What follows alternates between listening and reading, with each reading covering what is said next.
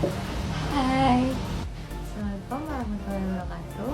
Nama aku Ezafa Aulia Kapah dengan NIM 231127 dari jurusan Hukum Tata Negara Fakultas Syariah dari Universitas Islam Negeri Maulana Hasanuddin Banten. Jadi, tujuannya dibuat video ini untuk memenuhi syarat UAS dari mata kuliah Hukum Tata Negara. Jadi, kali ini judul yang diambil itu ada lembaga-lembaga negara yang terdiri dari MPR, DPR, DPD, Presiden dan Wakil Presiden. Jadi, jangan lupa tonton sampai akhir, oke? Lembaga negara adalah organisasi atau badan resmi yang dibentuk berdasarkan peraturan perundang-undangan untuk menjalankan fungsi negara dan kekuasaan negara.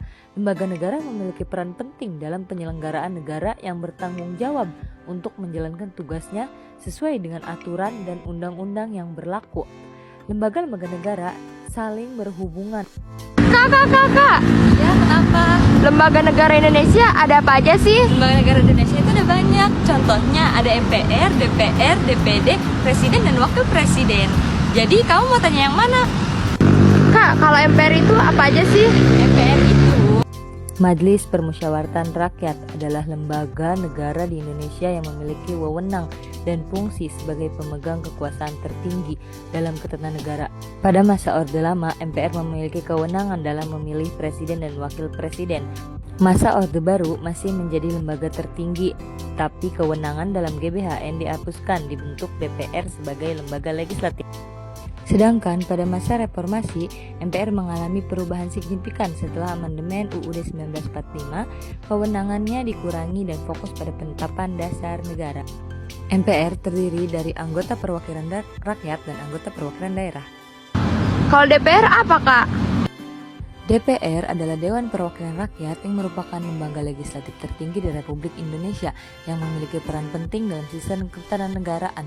Lembaga ini bertanggung jawab untuk membuat undang-undang, mengawasi pemerintah, dan menyalurkan aspirasi rakyat. Pada masa Orde Lama, DPR memiliki peran yang terbatas dalam menentukan arti politik negara. Dan dalam Orde Baru, DPR mengalami perubahan yang signifikan dalam dibentuknya Dewan Perwakilan Rakyat Gotong Royong atau DPR-GR. Lembaga ini memiliki peran yang penting dalam pembuatan undang-undang. Pada masa reformasi, DPR mengalami perubahan signifikan.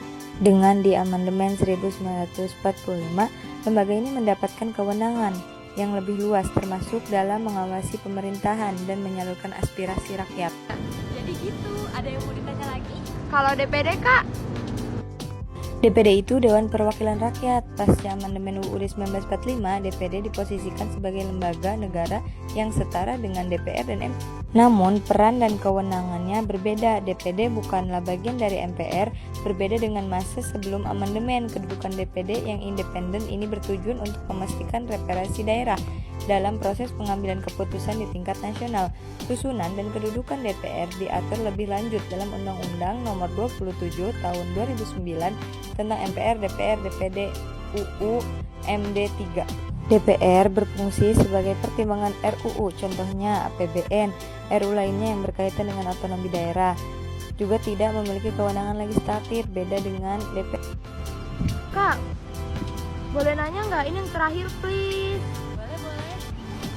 Presiden dan Wakil Presiden, Kak, tugasnya apa? Presiden dan Wakil Presiden itu bertugas.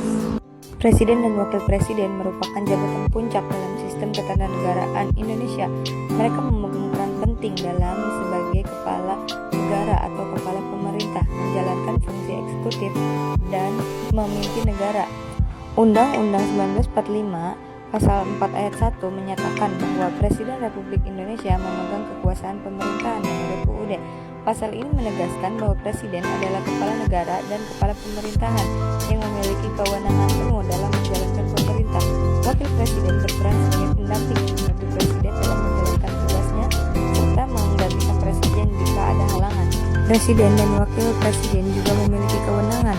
Yang pertama untuk membuat peraturan pemerintah atau PP, yang kedua membuat peraturan presiden Perpres, yang ketiga mengajukan RUU, yang keempat itu menetapkan APBN, kelima yaitu memimpin kabinet, yang keenam menunjukkan dan memberhentikan menteri, yang ketujuh itu menjalankan perjanjian internasional, dan yang terakhir menjalankan kekuasaan darurat. Kesimpulannya, lembaga-lembaga pemerintahan, MPR, DPR, DPD, dan Presiden juga Wakil Presiden merupakan pilar penting Kesimpulannya, lembaga-lembaga negara yaitu MPR, DPR, DPD, Presiden, dan Wakil Presiden merupakan pilar penting dalam sistem ketatanegaraan Indonesia, yang dimana masing-masing lembaga memiliki peran dan fungsi yang saling melengkapi untuk menjalankan pemerintahan yang baik dan demokratis. Mungkin itu saja, sekian dari saya. Wassalamualaikum warahmatullahi wabarakatuh.